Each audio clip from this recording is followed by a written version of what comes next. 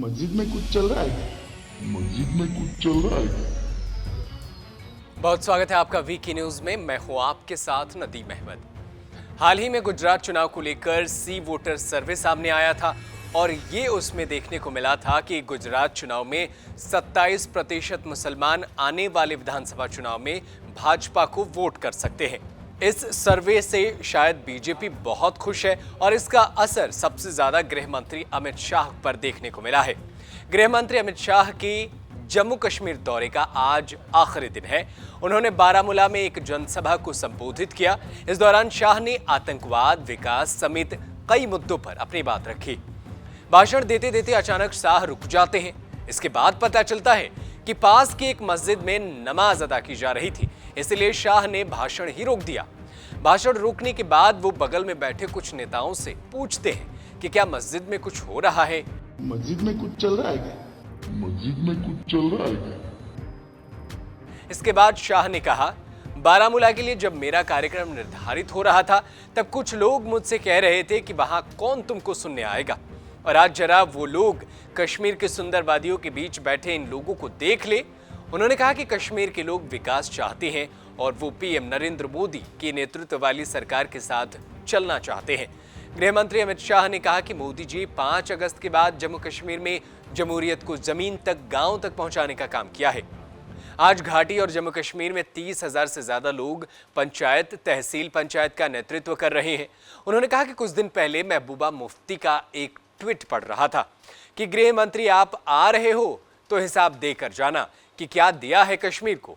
हमने जम्मू कश्मीर को क्या दिया है इसका मैं हिसाब देता हूं, लेकिन दशकों तक 3 परिवार ने जम्मू कश्मीर पर शासन किया। उन्होंने क्या दिया उसका हिसाब भी करना होगा। अमित शाह ने कहा कि मोदी जी ने जम्मू कश्मीर में सबसे पहला काम गांव तक जमहूरियत को पहुंचाने का किया है। पहले कश्मीर में जमहूरियत की व्याख्या थी 3 परिवार, 87 विधायक और 6 सांसद। मोदी जी 5 अगस्त के बाद जम्मू कश्मीर में जमहूरियत को जमीन तक, गांव तक पहुंचा रहे हैं। आज घाटी और जम्मू कश्मीर में 30,000 से ज्यादा लोग अब कश्मीर का नेतृत्व कर रहे हैं। बस यही वो वक्त था कि शाह अचानक रुक जाते हैं और अपने बगल में बैठे नेताओं से पूछते हैं कि क्या मस्जिद में कुछ चल रहा है। कुछ मिनट बाद वो बोलते हैं कि मुझे चिट्ठी मिली थी कि मस्जिद में नमाज हो रही है, अब फिर से चालू करूं क्या? ये भी सवाल उन्होंने वहां मौजूद लोगों से पूछा कि क्या मैं दोबारा भाषण दे सकता हूं? क्या पास की मस्जिद की अजान खत्म हो गई?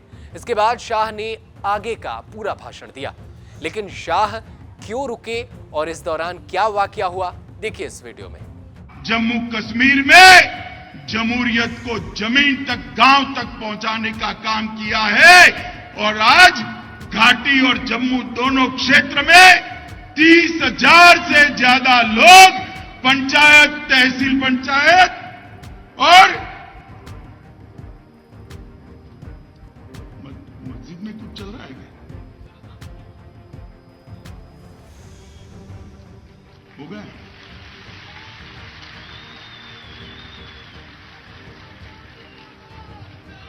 मुझे अभी चिट्ठी मिली, मस्जिद में समय हुआ है प्रार्थना का, अब समाप्त हो गया है। मैं चालू करूं क्या फिर से? जरा जोर से बोलो, चालू करूं भाई? तो अमित शाह नमाज को लेकर के भी और अजान को लेकर भी पूरे सतर्क रहते हैं ताकि किसी दूसरे धर्म की भावनाएं कभी आहत ना हो। तो वैसे लोगों को सोचने की जरूरत है जो धर्म के नाम पर लड़ते और लड़ाते हैं और धर्म के नाम पर एक दूसरे के खून के प्यासे होते हैं, जबकि हमारे नेता ऐसे होते नहीं हैं, बल्कि वो तो हर धर्म को साथ लेकर चलते हैं और साथ ही हर धर्म से आशीर्वाद लेना नहीं भूलते, क्योंकि उन्हें तो पूरे देश की जिम्मेदारी होती है। क्योंकि प्रधानमंत्री मोदी भी तो कहते हैं कि जब उन पर देश की बात आती है तो वो 130 करोड़ लोगों के बारे में सोचते हैं, मतलब हिंदू, मुसलमान, सिख, ईसाई सभी।